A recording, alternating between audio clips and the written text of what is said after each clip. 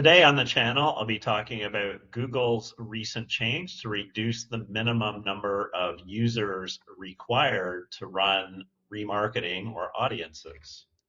Hey, Ed here from 10,000 Foot View, and I've got another Google Ads quick tip for you today. Just before I jump in, a reminder to please like our content and subscribe to the channel. We post about Google Ads at least once every week.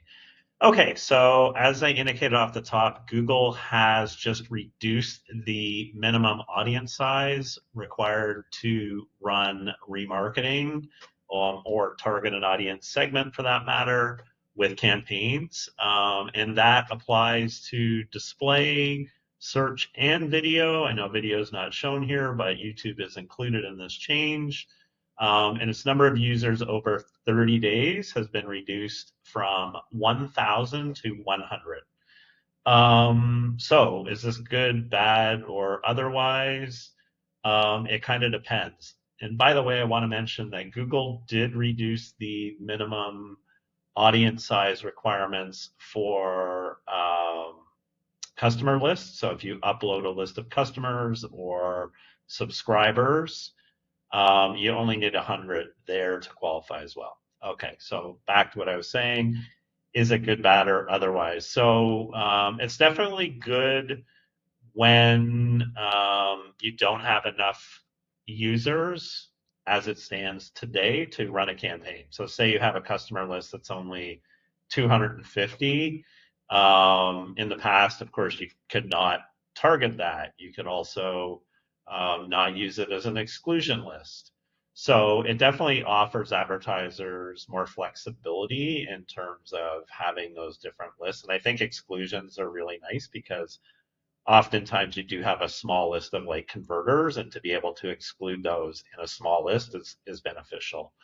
But realistically, for say like targeting remarketing, if you only have 150 people that have visited your website in the last 30 days and you're trying to spend money on remarketing, you're just wasting your time, right? Because the list is so small, you're just going to spend a trickle of money and get nothing because you're not going to get even if you get like you get lucky and you get one or two conversions, it's not enough for the campaign to be sustainable. It's just never going to run efficiently. And even if you put like $10 a day on that or $5 a day, it's going to overserve to that audience. And you're going to find if you run it wide open, like you're just going to bother people. And if you limit the number of impressions, you might spend like 25 cents a day or something. So I just, even though these numbers are smaller and theoretically you can run campaigns to these smaller audiences, I don't think it's practical for most advertisers to run a campaign targeting 150 or even 200 users.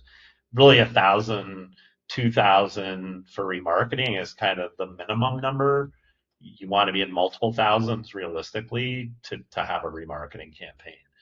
I do think there's benefit, as I said, having these smaller lists be used for exclusions, because oftentimes small advertisers, they might only get they might not get 100 conversions in a month, right? A lot of small advertisers. But if you say you get like 150, 200, then, you'd be able to create an exclusions list for that. So I think it's good. I don't think it's super useful. The other scenario I see is like somebody that is growing their customer list, right? So they have a customer list synced up with Zapier from their CRM, and they're adding 10 people to it every day. And so, over the course of some months, it's going to be big enough that you could target. So it's nice to just have it uploaded and working in your account, rather than like disapproved, right?